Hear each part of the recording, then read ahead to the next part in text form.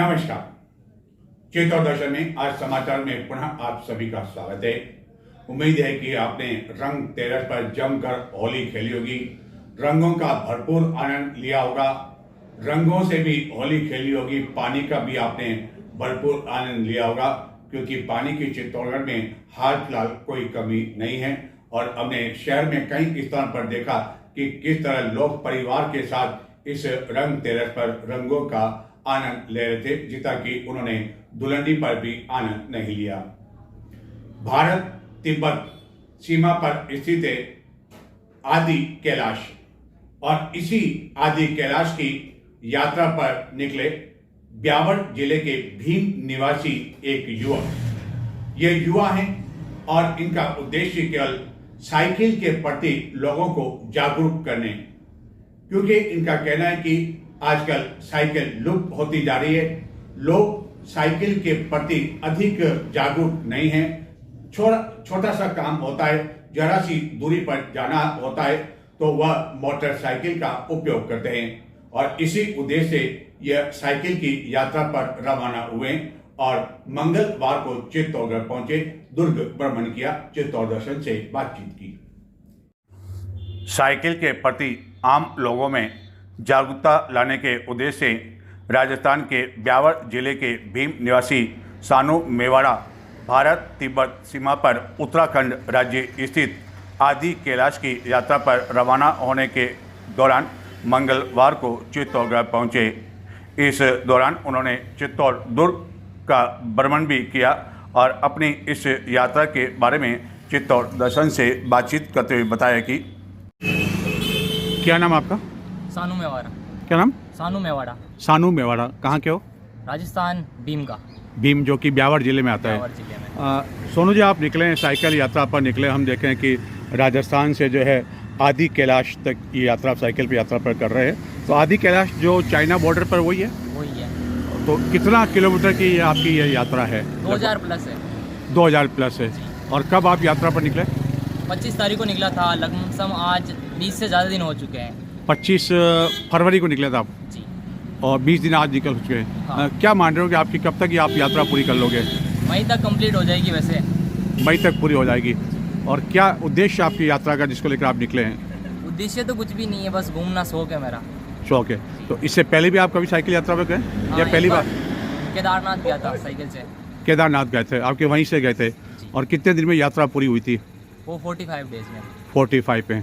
तो आप जब वापस यहाँ पहुँचेंगे, आदि कैलाशनाथ पहुँचेंगे, तो वापस साइकिल से आएंगे, वापस किसी और वाहन से आएंगे? नहीं, वाहन से आऊँगा, बस या ट्रेन से। बस ट्रेन से आएंगे। और वैसे आप क्या करते हैं? कोई पढ़ाई करते हैं या वैसे क्या कर बिजनेस करते हैं, क्या करते हैं? स्टडी कर रहा हूँ, वैसे कॉलेज कर रहा हूँ, प्राइवेट है।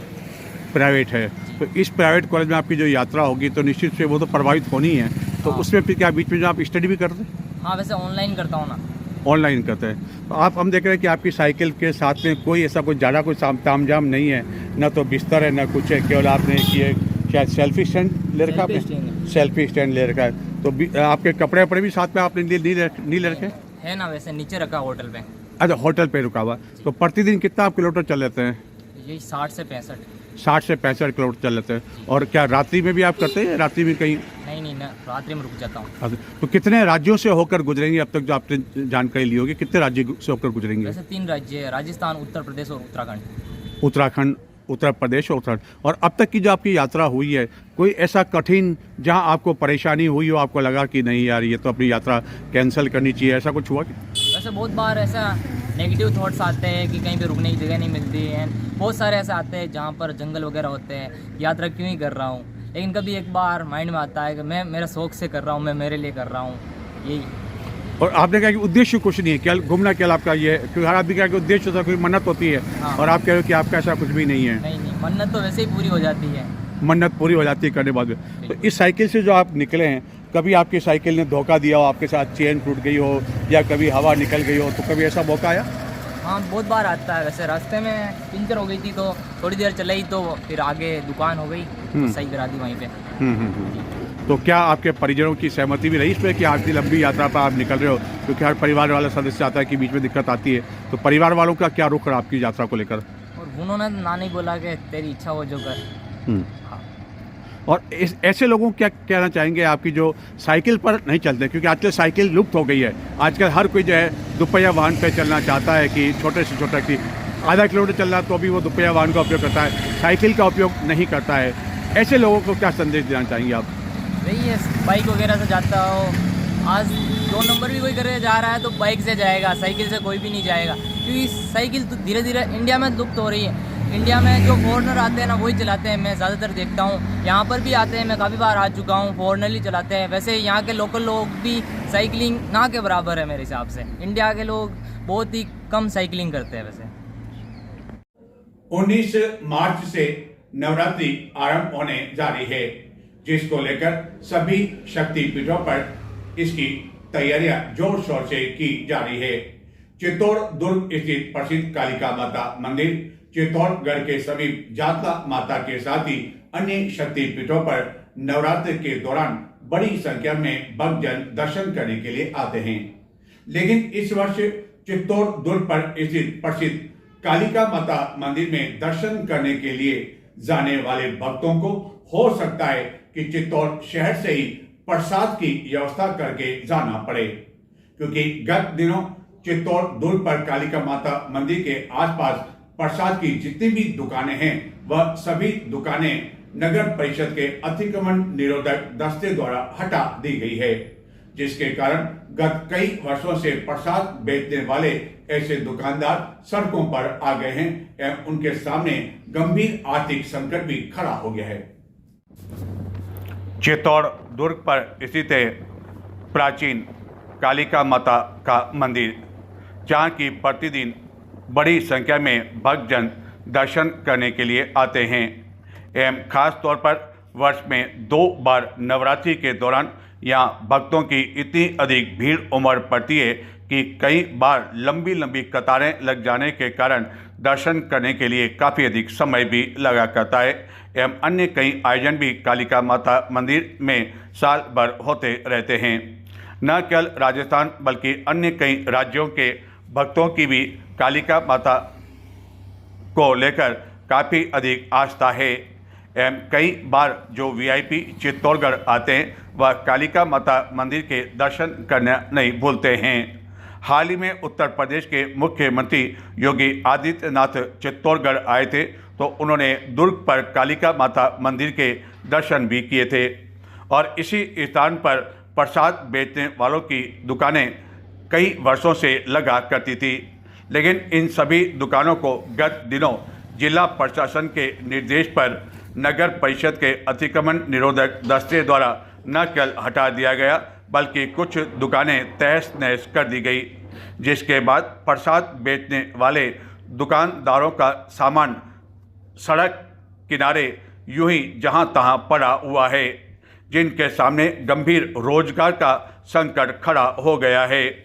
ऐसे दुकानदारों ने बताया कि यहां लगभग 20-25 दुकानदार गत कई समय से प्रसाद बेचने का काम कर रहे हैं एवं उन्होंने यहां पर स्थायी दुकान भी नहीं बना रखी है बल्कि अस्थायी दुकान पर ही वह प्रसाद बेचने का काम किया करते थे, लेकिन गत दिनों उनकी यह दुकानें हटा दी गई, जिसको लेकर कुछ लोगों का यह भी कहना है कि प्रसाद बेचने वाले दुकानदारों में से कुछ दुकानदारों द्वारा प्रसाद के काफ़ी अधिक पैसे भी भक्तों से न केवल वसूल किए जाते थे बल्कि उन्हें गलत जानकारी भी दी जाती थी और कहा जाता था कि कालिका माता मंदिर में कालिका माता के साथ ही एक और माता है, इसके लिए 2-2 माला और 2-2 चुनरी लेने के लिए उन्हें बाध्य किया जाता था, जिसकी शिकायत जिला प्रशासन के साथ ही पुरातत्व विभाग को भी की गई और उन्हें हटाए जाने का एक कारण यह भी बताया जा रहा है।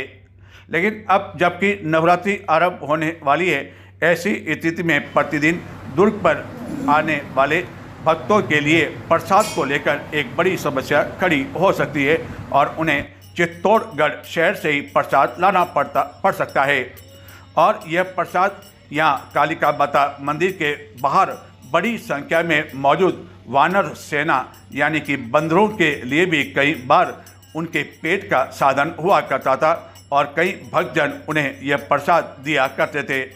लेकिन अब जबकि प्रसाद की दुकानें बंद हो चुकी है तो ऐसी स्थिति में इन बंदरों के सामने भी संकट खड़ा हो गया। चित्तौड़ दुर्ग पर यूं तो आप में से सभी लोग अब तक जा चुके होंगे और प्रतिदिन भी जाया करते होंगे या कभी कभी जाया करते होंगे। और इसी दुर्ग मार्ग पर स्थित है प्राचीन हनुमान मंदिर। इस हनुमान मंदिर के बारे में कहा जाता है कि राजा महाराजा के समय ही यह प्राचीन मंदिर बना हुआ है। इस मंदिर की एक खास विशेषता भी है। आज मंगलवार का दिन है, यानी कि हनुमान जी का दिन। बताते हैं आखिरकार क्या है इसकी खासियत।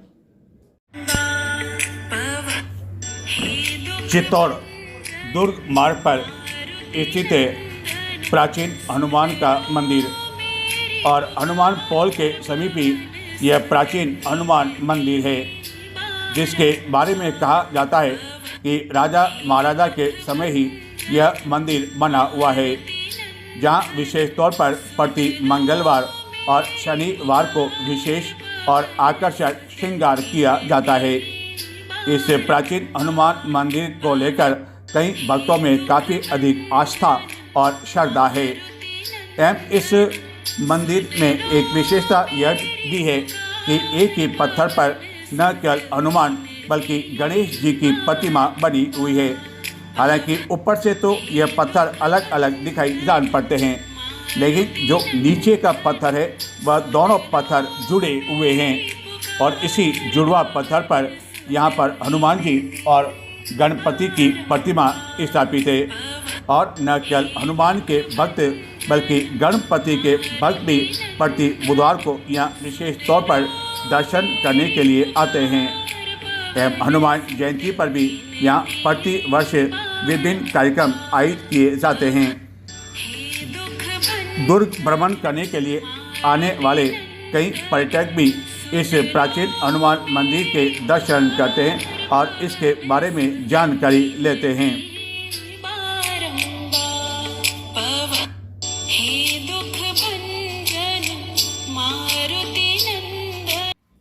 लोकसभा में रेल मंत्रालय की अनुदान मांगों पर चर्चा में भाग लेते हुए चित्तौड़गढ़ के सांसद सीपी जोशी ने केंद्रीय रेल मंत्री के प्रति आभार व्यक्त किया और कहा कि उनके द्वारा चित्तौड़गढ़ संसदीय क्षेत्र को रेलवे के क्षेत्र में कई सौगातें दी गई। इस चर्चा के दौरान उन्होंने रेलवे से संबंधित कई समस्याओं एवं मांगों की ओर रेल मंत्री एवं सदन का ध्यान आकर्षित किया। सबसे पहले देश के यशस्वी प्रधानमंत्री आदरणीय नरेंद्र मोदी जी का और रेल मंत्री जी का आभार प्रकट करता हूं, क्योंकि हमें इस रेल मंत्रालय पर बोलने में न सिर्फ उत्साह है बल्कि गर्व की अनुभूति भी हो रही है। और गर्व की अनुभूति तब होती है जब इन 12 वर्षों में जो सोचा उससे कई गुना काम हमारे देश और प्रदेश और कॉन्स्टिट्यूंसी में हुआ है। इसके लिए माननीय मंत्री महोदय का और माननीय प्रधानमंत्री जी का आभार प्रकट करते हैं, क्योंकि रेल एक परिवहन का साधन नहीं बल्कि ये आर्थिक धमनियों का एक तरह से जाल होता है। इस चाहे पर्यटन हो, चाहे उद्योग हो, चाहे जनसंपर्क हो, इस देश में एक महत्वपूर्ण रेल का एक अपना एक महत्व है। मैं बहुत ज़्यादा कुछ नहीं कहते हुए आपकी बजर बजे उससे पहले मैं माननीय रेल मंत्री जी का और माननीय प्रधानमंत्री जी का आभार इसलिए प्रकट करता हूं कि जब मैं 2014 में चुन के आया था तो हमारे यहाँ मावली से बड़ी सादड़ी एक रेल लाइन थी जो हिजाइनस के ज़माने से पड़ी थी और यूपीए की सरकार में उन पटरियों को उखाड़ने का काम शुरू हो गया। लेकिन 2014 में जब नरेंद्र मोदी जी इस देश के प्रधानमंत्री बने तो वो पटरियां उखड़ी नहीं, वहां ब्रॉडगेज का काम चालू हुआ और माननीय रेल मंत्री अश्वनी जी वैष्णव ने उसका उद्घाटन उनका करने आए और एक नहीं दो फेरे आज वहां शुरू हो गए। और सिर्फ ब्रॉडगेज नहीं हुआ, इलेक्ट्रिफिकेशन भी हो गया। ऐसे ही रतलाम से कोटा चित्तौड़ होते हुए, अजमेर से चित्तौड़ उदयपुर होते हुए विद्युतीकरण भी हुआ और उदयपुर से अहमदाबाद के लिए जो वर्षों से उसको जोड़ने का लोग मांग कर रहे थे उस मार्ग को भी शुरू कराया और आज वहां वंदे भारत जैसी ट्रेनें चल रही है, लोग सफर कर रहे हैं। मैं आभार प्रकट करना इसलिए चाहता हूं कि राजस्थान में 10,000 करोड़ से भी ज्यादा का बजट ये पहली बार राजस्थान को मिला है और 15 गुना ज्यादा 2014 में जितना मिलता था उसका 15 गुना बजट दिया है। आरओबी आरयूबी हो, अमृत भारत स्टेशन 82 राजस्थान में बन रहे हैं। मैं आपका धन्यवाद इसमें इसलिए भी प्रकट करता हूं कि बड़साड़ी से छोटसाड़ी होते हुए नीमच रेलवे लाइन जो एक असंभव काम था वो न सिर्फ स्वीकृत हुई बल्कि आज पूर्ण होने की ओर है, जो मालवा, मेवाड़ और मारवाड़ को कनेक्ट करने का काम करेगी।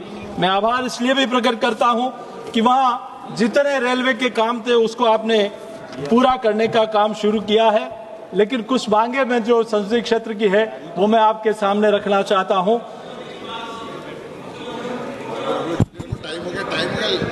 मैं आपसे ये मांग करना चाहता हूं कि चित्तौड़ में अगर एक पिट लाइन हो जाएगी, चूंकि इधर रतलाम है, इधर अजमेर है, इधर कोटा है, इधर उदयपुर है, तो चित्तौड़ में अगर पिट लाइन होगी तो निश्चित रूप से वहां से ट्रेनें शुरू हो पाएगी।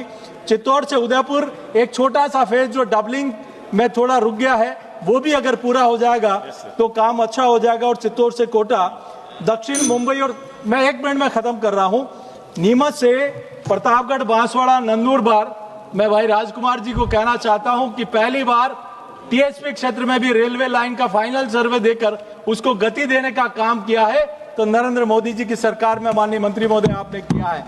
ये शीघ्र पूरा हो, चालू हो। ऐसे ही नीमच बेगू कोटा एक नई रेलवे लाइन हो। मैं माननीय मंत्री महोदय, कोटा में अगस्त क्रांति और राजधानी 2 ट्रेनें यहाँ से जाती है जो मुंबई के लिए जाती है। मेरा आपसे आग्रह है, दोनों में से एक ट्रेन चित्तौड़, नीमच, मंदसौर होते हुए निकलेगी, वो सीधी। मैं माननीय सुधीर गुप्ता जी की भी, जो हमारे पड़ोस के सांसद है, इनकी भी यह मांग है कि अगर इधर होते हुए निकलेगी तो निश्चित रूप से हमारे क्षेत्र को लाभ मिलेगा। चित्तौड़गढ़ नगर एवं जिले के कई क्षेत्रों में 17 मार्च मंगलवार को रंग तेरस पर रंगों की धूम रही। हालांकि चित्तौड़गढ़ के उपनगरीय क्षेत्रों में इसका अधिक असर देखने को नहीं मिला, लेकिन शहरी क्षेत्र की बात करें तो प्रातः 10 बजे से ही अलग अलग टोलियां रंगों का आनंद लेते हुए देखी गई। कई गली मोहल्लों में डीजे की धूम पर लोग नाचते झूमते हुए देखे गए। इस दौरान शहरी क्षेत्र में कपड़ा फाड़ होली का आनंद भी लोग खेलते हुए देखे गए और कई परिवार जन भी पूरे परिवार के साथ इस पर्व का न केवल आनंद लेते हुए देखे गए बल्कि उनके द्वारा कई यौवनों का भी इस दौरान आनंद लिया। चित्तौड़गढ़ में धुलंडी के मुकाबले रंग तेरस पर काफी अधिक धूम रहती है। शहर में अधिकांश दुकानें भी बंद रही। जिला कलेक्टर की ओर से सार्वजनिक अवकाश भी रंग तेरस पर घोषित किया जाता है, जिसके कारण कार्यालय, स्कूल बंद रहे।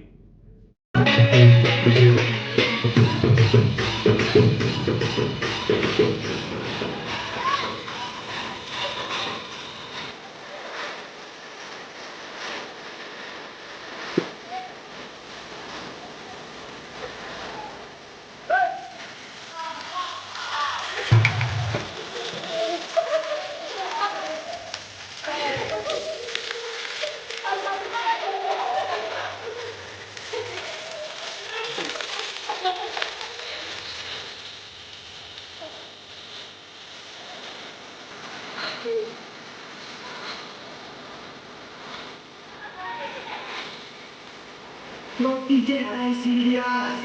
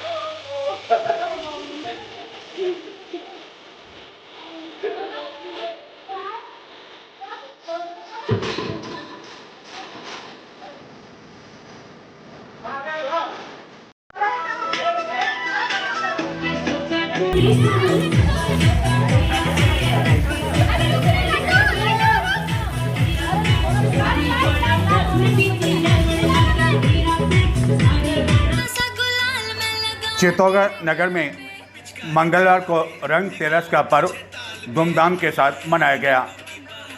इस अवसर पर युवाओं बड़े बुजुर्गों ने एक दूसरे को भाईचारे का रंग लगाकर रंगोत्सव पर्व की बधाई दी। कई घरों में राजस्थानी व्यंजन, चूरमे, बाटी आदि का लुत्फ उठाया गया। प्रति वर्ष की तरह इस वर्ष भी होली की मस्ती घरों, गली मोहल्लों में नन्हे बच्चों की धमाल के साथ शुरू हुई। नगर के शहरी क्षेत्र में युवाओं की टोलियों ने होली का प्रदर्शन शुरू किया तो देखते ही देखते बाजार में रंग तेरस का रंग जमने लगा, जो कि दोपहर तक पूरी तरह से शहरी क्षेत्र में छाया रहा। ढोल की थाप एवं डीजे की धुन पर युवा एक दूसरे को रंग गुलाल लगा रहे थे। बाजार पूरी तरह से बंद रहे। बड़े बुजुर्ग भी बाजार में पहुंचे तो युवाओं ने बड़ों के चरण छूकर एवं गुलाल लगाकर उनका आशीर्वाद लिया। इस अवसर पर शहर में कई स्थानों पर कपड़ा फाड़ होली भी खेली गई। जगह जगह गली मोहल्लों में कई लोग ढोल नगाड़ों एवं डीजे की धुन पर नाचते झूमते हुए दिखाई दिए। शहरी क्षेत्र में कई महिलाएं भी होली के रंग में डूबी हुई दिखाई दी, जिन्होंने जमकर रंग तेरस पर्व का आनंद लिया। कई स्थानों पर जमकर पानी से भी होली खेली गई। पानी का किसी तरह का कोई संकट नहीं होने के कारण लोगों ने रंग गुलाल के साथ पानी का भी जमकर आनंद लिया। हालांकि चित्तौड़गढ़ के उपनगरीय क्षेत्रों में इसका असर नहीं के बराबर देखने को मिला एवं उपनगरीय क्षेत्रों में दुकानें भी अधिकांश खुली रही।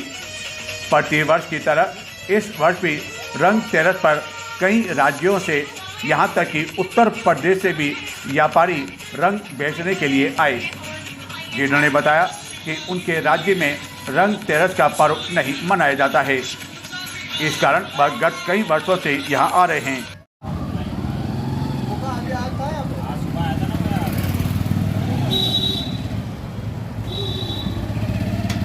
कौन कौन से रंग बेचने के लिए लाए हो? गुलाबी, हरा, गुलाल, कई प्रकार के। कहाँ से आए? पीले। कहाँ से आते हैं आप लोग? हम तो आते हैं बाबूजी बाराबंकी। 12 उत्तर प्रदेश से। हाँ। उत्तर प्रदेश से इतने दूर यहाँ आने का क्या कारण रहता है? ये बाबूजी यहाँ तेरस मनाई जाती है और वहाँ नहीं बनाते हैं? वहाँ नहीं मनाते। और कितने साल से आप आ रहे हैं? हमें हो गया सर जी यहाँ 34 साल आते हैं। 34 साल से लगातार आ रहे हैं। हाँ। लेकिन वहाँ से आने जाने का किराया और ये सारा सामान लाना करना तो क्या? ये होली का जो माल बच जाता है ना, तो ये थोड़ा पैसा छूट जाता है। होली में नहीं, साल भर तक फंसा रहे। और यदि पक्के कलर की बात करें तो कहते हैं कि जो बाहर से यहाँ जो लोग आते हैं उनके पास ऐसे रंग होते हैं जो कि कई दिनों तक उतर नहीं पाते हैं, तो क्या ऐसे कलर भी हैं? ऐसे कलर नहीं है अपने पास, कच्चे कलर बेचते हैं जो लगाओ उतर जाए। लगाओ उतर जाओ। रंगों की इस धमाल के बीच हमारी मुलाकात शहरी क्षेत्र में दुर्ग मार्ग पर बॉबी से भी हो गई। जी हाँ, वही बॉबी जो कि सोशल मीडिया पर छाए रहते हैं और काफ़ी अधिक एक्टिव रहते हैं, जो कि खास तौर पर एलपीजी गैस को लेकर जो कमी चल रही है उसको लेकर मैसेज भी देते हुए देखे गए।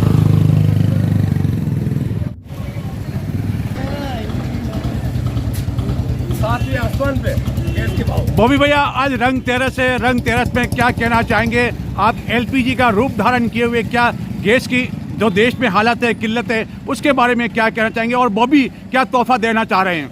सर मैं तो कुछ नहीं, क्या तोहफा दूंगा मैं आप लोगों को? मैं जैसे गैस के भाव बढ़ रहे हैं शादी ब्याह के टाइम पर, उस तरह मैं कपड़े की रेटें कम कर रहा हूँ शादी ब्याह के टाइम पे, ताकि वो किल्लत दूर हो जाए। तो ये गैस की हवा के साथ साथ आपका जो गैस की हवा के साथ साथ आपका जो मुकुट है वह भी हवा के साथ उड़ रहा है, तो क्या इसी तरह देश के लोग भी उड़ रहे हैं सिलेंडर के साथ साथ? क्या करें, मजबूर है। एक एक पैसे के लोग मोहताज है और गैस के सिलेंडर के पैसे बढ़ाए जा रहे हैं। कम से कम थोड़ी दरें कम होनी चाहिए। तो आपको लगता है कि क्या जो वार है अब वो खत्म होगा, सिलेंडर के दर जो है रेट कम हो पाएगी?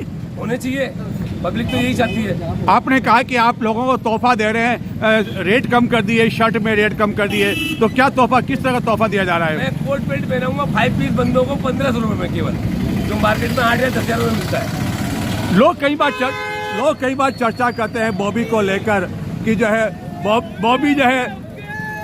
बॉबी के बारे में कई बार लोग चर्चा करते हैं कि अपनी ही मस्ती में जीने वाला वह व्यक्ति है बॉबी, जो कि पूरे, और देखो आपके जो कितने जो प्रशंसक है वो भी आपसे वो भी मिलना चाहते हैं। तो आपका ये जो जीने का जो राज है, मुस्कुराहट का राज है और हर मस्ती में आलम का राज है, उसका क्या राज है? मैं चाहता हूँ मुस्कुराते रहो, मस्त रहो, हंसते रहो, मुस्कुराते रहो। जिंदगी 2 मिनट में उड़ती है, 2 मिनट में, इसलिए हंसते रहो, मुस्कुराते रहो, लोगों को गले लगाते रहो, यही जिंदगी का नाम है। धन्यवाद।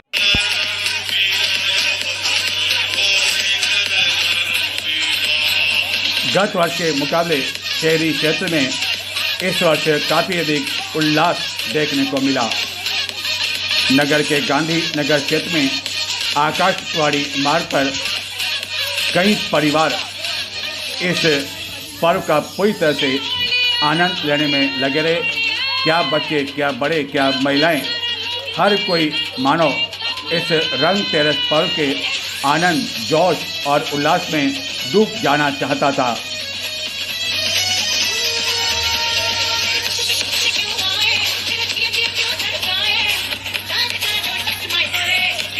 एक दूसरे पर पानी की बौछार करने में किसी तरह की कोई कंजूसी वह नहीं रखना चाहते थे। आखिरकार रंग तेरस हो, दुलंडी हो या अन्य कोई त्यौहार हो, इसी उल्लास और जोश के कारण ही तो आते हैं, ताकि लोग सब कुछ भूलकर इस पर्व पर पूरी तरह से आनंद ले सकें। और यह पर्व मानो सभी दुख भुला देता है और लोग खुशियों में डूब जाते हैं, उल्लास में डूब जाते हैं। और यह उल्लास ही इन त्योहारों को मजबूती प्रदान करता है।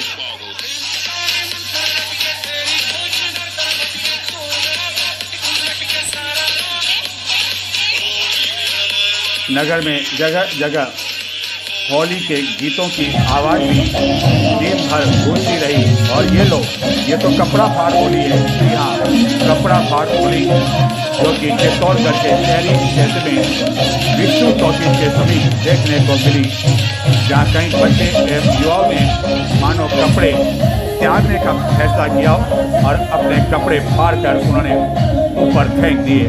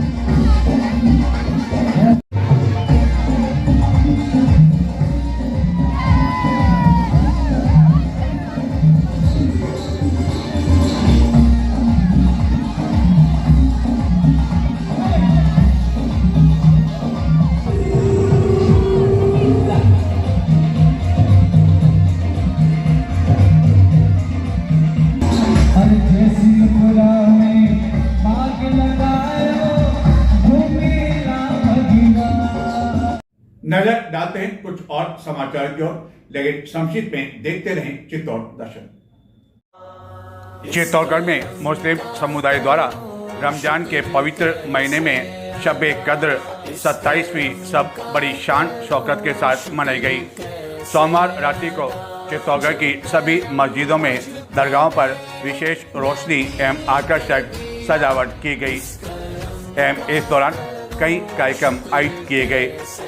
मदरसा इस्लामिया नागौरी लाहौर का सालाना इजलास 27वीं सब के मौके पर मदरसा में पढ़ने वाले बच्चों ने तिलावत कुरान मस्जिद में नात तकरीर के कार्यक्रम पेश किए। इस अवसर पर बच्चों को कई तरह के उपहार भी दिए गए एवं बड़ी संख्या में मुस्लिम समुदाय के लोग मौजूद थे। प्रति वर्ष इसी तरह बच्चों की हौसला अफजाई की जाती है। चित्तौड़गढ़ के जैन दिवाकर भवन में श्री वर्धमान स्थानक वासी जैन सेवक संस्थान चित्तौड़गढ़ के सानिध्य में मेवाड़ सिंहनी राजस्थान प्रवर्तनी साध्वी शिरोमणि यश कंवर जी महाराज साहब का 108वां जन्मोत्सव मनाया गया। संघ महामंत्री राजेश सेठिया ने बताया कि इस अवसर पर यश चालीसा का गुणगान किया गया। रविंद्र मुनि नीरज और श्रमण संघी जैन सिद्धांत वरिया महासाध्वी प्रतिभा महाराज साहब आदि ठाणा 4 के प्रवचन के बाद यश वेणी संस्था मंत्री छोटूलाल सुराना और संघ उपाध्यक्ष अजीत नाहर ने यश गुरुनी के जीवन पर प्रकाश डाला। इस अवसर पर यश वेणी संस्था अध्यक्ष वीरेंद्र पगारे के नेतृत्व में शहर में गौशाला में गायों को गुड़ चारा खिलाया गया। इस अवसर पर संघ के वरिष्ठ पदाधिकारी मंत्री प्रदीप बाबेल, अनिल पोखरना, गणपत डागलिया, राजेश पगारिया, पारसमल बाबेल, मनोहर लाल सेठिया, रतन कर्नावट, दीपक कर्नावट, अंगूर बाला भरतिया, पद्मा पगारिया के साथ ही अन्य कई मौजूद। केंद्रीय नारकोटिक्स ब्यूरो कोटा के उप नारकोटिक्स आयुक्त DNC नरेश बुंदेल ने सपरिवार मंगलवार को चित्तौड़गढ़ जिले के बागुड भादसोड़ा स्थित श्री सांवलिया जी प्राकृतिक स्थल पहुंचकर सांवलिया सेठ के दर्शन किए। इस अवसर पर मंदिर कमेटी की ओर से गिरधारीलाल मीणा ने बुंदेल को भगवान श्री सांवलिया सेठ की तस्वीर, महाप्रसाद एवं उपन्ना भेंट कर उनका स्वागत किया। इस अवसर पर जिला अफीम अधिकारी BN मीणा, बादसोड़ा ग्राम प्रशासक डॉक्टर शंभू सुथार के साथ ही अन्य कई जने एवं बड़ी संख्या में गणमान्य नागरिक भी मौजूद थे।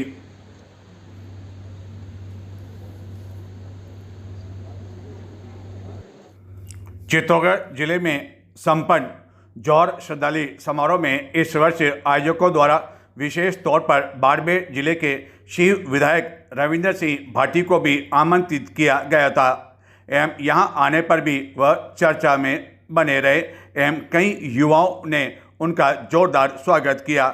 यही नहीं, उनका सोशल मीडिया पर एक फोटो भी वायरल हो रहा है जिसमें चित्तौड़गढ़ जिले के विधायक उनके साथ एक वाहन में ठाके लगा रहे हैं।